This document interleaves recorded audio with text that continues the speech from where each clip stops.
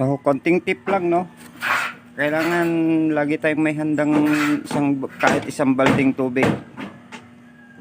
Ayan. Para sa mga nalalaglag na baga, ay kung baka masunog. Delikado. Tulad ng nangyari sa akin isang beses.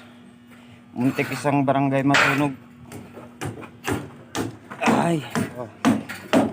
Buti na yung nag-iingat. Konting tip lang.